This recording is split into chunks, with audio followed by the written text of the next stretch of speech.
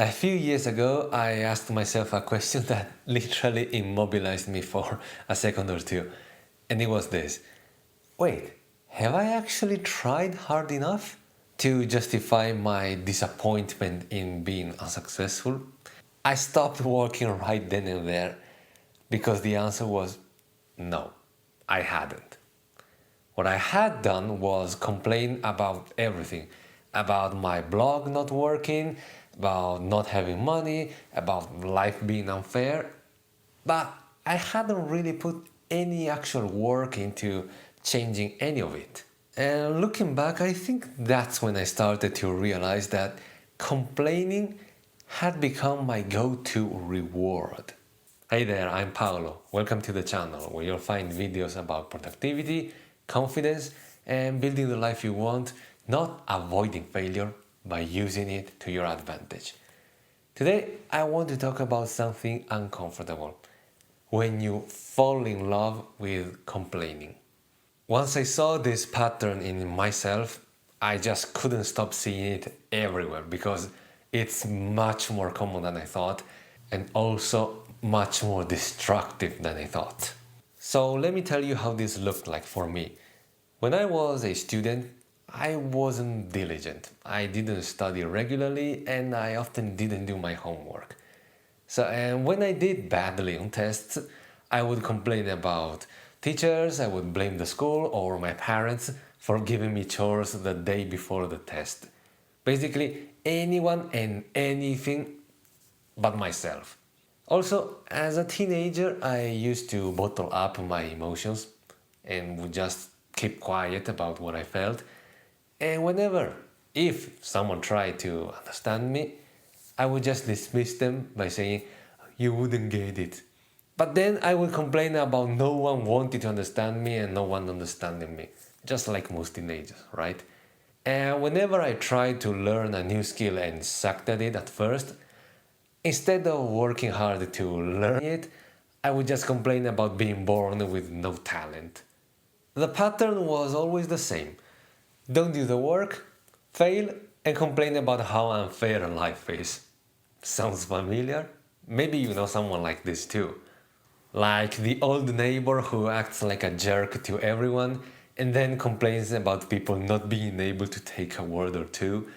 Or the guy who, just like younger me, spends all his time scrolling mindlessly and then complains about how much life sucks and how little time he has for anything. So, why do we do this? Why do we so often choose to complain and also be so dramatic about it instead of just getting down to work? Because complaining rewards you with comfort. It gives you permission to not change. If it's life's fault or bad luck's fault or other people's fault, then you don't have to do anything differently. Plus, you also get to feel right when your life actually gets harder and becomes worse, conveniently forgetting that you're the one who started and completed the self-fulfilling prophecy.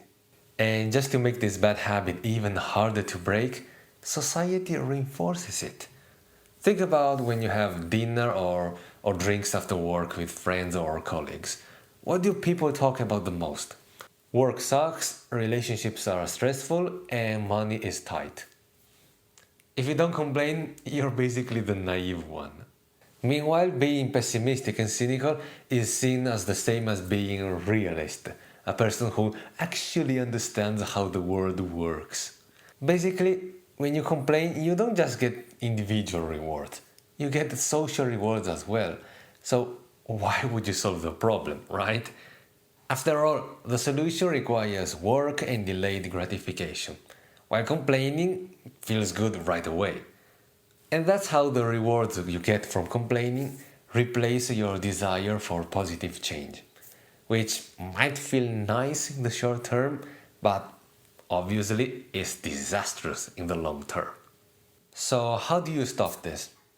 Well, if you have to do just one thing, do this. Start noticing just how much you do it. Pay attention to how often you complain and how often you use the same complaint stories in different situations, in front of different people, at different times. because that's a big sign. Be especially honest about your role in creating the very situations you complain the most about. And then, just like I have many years ago, you may realize that A, you really haven't done much to make things better, and B, you may have actively, on purpose, pushed your life in the wrong direction just so that you could complain and say that you were right all along. Of course, it's not a comfortable thing to admit, but it allows you to get unstuck and take the right course of action. Look, I've wasted many years of my life complaining, and I know that probably there are many people who live their entire lives like this. So you have to make a choice and ask yourself, is the pleasure you get from complaining really worth sabotaging yourself? Or would you rather get uncomfortable and actually do something with your life? If I may give a totally unbiased opinion, choose the latter. Take action.